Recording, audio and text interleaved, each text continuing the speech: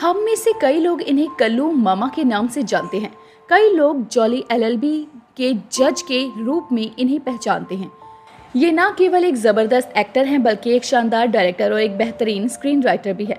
छोटे पर्दे से लेकर फिल्मों तक में इन्होंने अपनी अदायगी से दर्शकों का भरपूर मनोरंजन किया है, चाहे विलेनी रही हो या फिर कॉमेडी। सौरभ शुक्ला के हर अंदाज को पसंद किया गया है। 5 मार्च 1963 शत्रुघ्न शुक्ला और जोगमाया शुक्ला के घर इनका जन्म हुआ था। जन्म स्थान था गोरखपुर।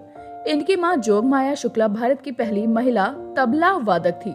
वहीं इनके पिता शत्रुघ्न शुक्ला भी आगरा घराने के गायक थे। सौरभ की उम्र जब मात्र 2 साल की थी तभी उनके माता पिता गोरखपुर से दिल्ली आ गए। दरअसल इनके पिता दिल्ली यूनिवर्सिटी में संगीत विभाग में विभागाध्यक्ष के तौर पर नियुक्त हुए थे। इनकी माता जोगमाया देवी भी दिल्ली यूनिवर्सिटी के संगीत विभाग में प्रोफेसर थी। बचपन से ही इन्हें कला का माहौल मिला, सो कम उम्र से ही ये भी कला की तरफ आकर्षित होने शुरू हो गए। सौरभ जैसे जैसे बड़े हुए इन्होंने लिखना शुरू कर दिया। शुरू में ये कहानियां लिखते थे, बाद में कविताएं लिखना भी इन्होंने शुरू कर दिया। सौरभ शुक्ला ने दिल्ली यूनिवर्सिटी के खालसा कॉलेज से अपनी पढ़ाई की थी। इन्होंने बीकॉम किया था। कॉलेज के दिनों में ही इन्होंने नाटक लिखना भी शुरू कर दिया था और अपने लिखे नाटकों का डायरेक्शन भी ये खुद ही किया करते थे। हालांकि इस वक्त तक इन्होंने ये जरा भी नहीं सोचा था कि एक दिन ये एक्टर बनेंगे। हुआ कुछ यूं कि जब ये अपने कॉलेज के फर्स्ट ईयर में थे तो इन्होंने एक नाटक लिखा था जिसका डायरेक्शन ये खुद ही कर रहे थे। इत्तेफाक से उस नाटक में हिस्सा लेने वाला एक कलाकार उस दिन नहीं आया जिस दिन वो नाटक होना था। मजबूरी में इन्होंने खुद ही उस कलाकार का किरदार निभाया, लेकिन हुआ कुछ यूं कि इन्होंने वो किरदार बड़ी ही शानदार ढंग से निभाया। नाटक खत्म होने के बाद हर किसी ने सौरभ शुक्ला के अभिनय की तारीफ की। दोस्तों की तरफ से मिली इनकी तारीफों ने सौरभ का भविष्य में भी एक्टिंग करने के लिए हौसला बढ़ा दिया था। सौरभ शुक्ला के कई बड़े फैंस भी इस बात से शायद ही वाकिफ होंगे कि अपने स्कूल के दिनों में ये स्पोर्ट्स में काफी दिलचस्पी रखते थे। बैडमिंटन और टेबल टेनिस में ये अपने स्कूल में चैंपियन थे। वहीं क्रिकेट खेलने का भी इन्हें बेहद शौक था और सुनील गावस्कर इनके रोल मॉडल हुआ करते थे। ये गावस्कर की तरह ही क्रिकेटर बनना चाहते थे और भारत के लिए क्रिकेट खेलना चाहते थे, लेकिन कुछ समय बाद इन्हें ये एहसास हो गया कि क्रिकेट के लिए ये नहीं बने हैं। कॉलेज में जब सौरभ नाटकों की दुनिया से जुड़े और इन्होंने जब एक नाटक में एक्टिंग की तो उसके बाद एक्टिंग करने में इन्हें काफी मजा आने लगा। इन्होंने कई नाटकों में काम किया और इनके नाटक काफी पसंद भी किए गए। यहाँ ये बताना भी जरूरी है कि सौरभ शुक्ला ने कोशिश की थी कि इन्हें नेशनल स्कूल ऑफ ड्रामा में दाखिला मिल जाए, लेकिन इनकी कोशिश बेकार गई और इन्हें एनएसडी में दाखिला नहीं मिल पाया। इससे ये काफी दुखी भी हुए थे। हालांकि बाद में संयोग कुछ ऐसा बना कि इन्हें एनएसडी की रेपेट्री में नौकरी मिल गई थी। ये कहानी भी बड़ी दिलचस्प है। सौरभ फिल्मों में कैसे आए? दरअसल सौरभ को एनएसडी की रेपेट्री में नौकरी करते हुए 2 साल का वक्त हो चुका था। फिर जब शेखर कपूर अपनी फिल्म बैंडिट क्वीन के लिए अभिनेताओं की तलाश कर रहे थे तो सौरभ ने भी ऑडिशन दिया, मगर उन्हीं दिनों सौरभ को बीबीसी के एक प्रोजेक्ट के लिए लंदन जाने का ऑफर मिला। बैंडिट क्वीन के लिए चुने जाने के बावजूद सौरभ शुक्ला ने लंदन जाने को तरजीह दी, लेकिन कुछ ही वक्त बाद कुछ ऐसे हालात बने कि लंदन वाले प्रोजेक्ट में इन्हें काम करना था वो कैंसिल हो गया। सौरभ को इसका बड़ा अफसोस हुआ क्योंकि अब इनके पास बैंडिट क्वीन फिल्म भी नहीं रही थी। फिर एक दिन सौरभ एनएसडी में ही एक नाटक कर रहे थे। उस नाटक का पहला दृश्य सौरभ का ही था और वहीं उस नाटक के सूत्रधार भी थे। वो नाटक देखने शेखर कपूर भी आए थे। अब तक शेखर कपूर को पता चल चुका था कि सौरभ लंदन नहीं जा रहे हैं। उन्होंने अपने असिस्टेंट तिग्मांशु धूलिया के जरिए सौरभ तक खबर पहुंचाई कि उन्हें बैंडिट क्वीन में एक रोल निभाने के लिए चुन लिया गया है। ये सुनकर सौरभ शुक्ला बहुत खुश हुए। बैंडिट क्वीन की सारी शूटिंग धौलपुर में हुई थी। उसके बाद शेखर कपूर के ही बुलावे पर सौरभ पहली दफा मुंबई पहुंचे थे। मुंबई पहुंचने के बाद शेखर की मुलाकात बॉलीवुड के कई दिग्गजों से हुई।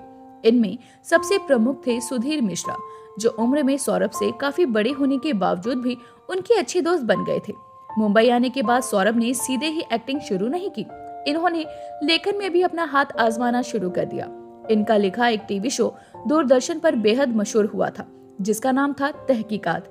इस शो में इन्होंने एक्टिंग भी की थी और ये शो में गोपी चंद बने थे, जो कि शो के लीड कैरेक्टर सैम का असिस्टेंट था।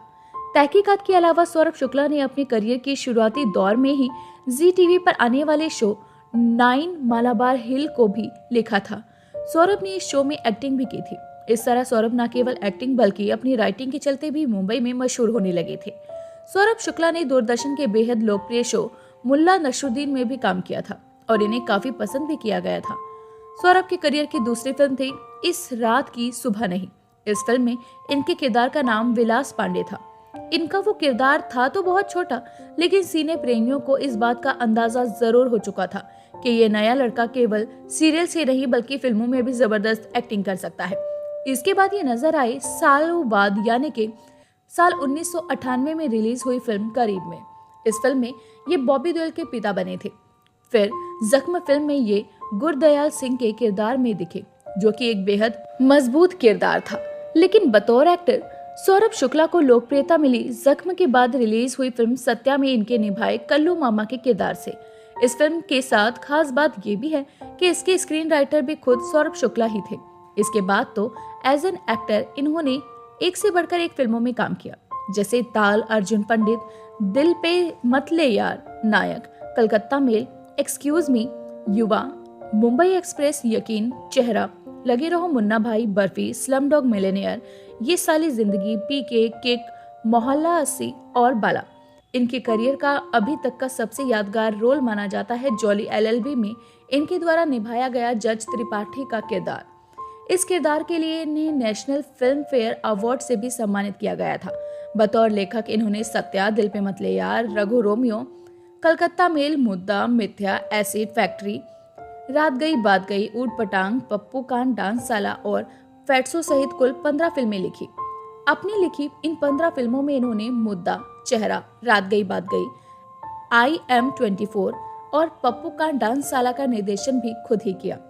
सौरभ की निजी जिंदगी के बारे में बात करें तो इन्होंने बरनाली राय शुक्ला से शादी की है। इनकी वाइफ भी एक अच्छी लेखक और डायरेक्टर है। सौरभ शुक्ला को घूमना फिरना बेहद पसंद है और मौका मिलने पर ये अक्सर कहीं ना कहीं घूमने निकल जाते हैं। तो दोस्तों, अभी के लिए बस इतना ही। उम्मीद है कि सौरभ शुक्ला के बारे में जानकर आपको अच्छा लगा होगा।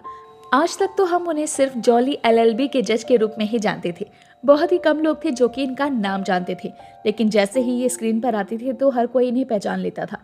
लेकिन आज हमने आपको सौरभ शुक्ला से जुड़ी कई सारी जानकारी दी है और हमें पूरी उम्मीद है कि आपको ये जानकारी पसंद भी आई होगी। अगर ये वीडियो आपको पसंद आई हो तो इसे लाइक करें और अपने दोस्तों के साथ में शेयर भी करें, जो कि सौरभ शुक्ला को वैसे तो पहचानते हैं लेकिन उनके बारे में कुछ नहीं जानते हैं। हम इसी तरह के वीडियोस आप तक रोज लेकर आते रहेंगे, लेकिन ऐसे ही आप भी हमारे चैनल पर अपना प्यार बरसाते रहिए। अगर आप भी किसी खास एक्टर या एक्ट्रेस के बारे में कोई भी जानकारी चाहते हैं तो हमें कमेंट करके उसका नाम जरूर बताएं, ताकि हम उसकी सारी इन्फॉर्मेशन, सारी जानकारी भी आप तक लाते रहें। तब तक के लिए अपना ध्यान रखिए, स्वस्थ रहिए, बाय बाय।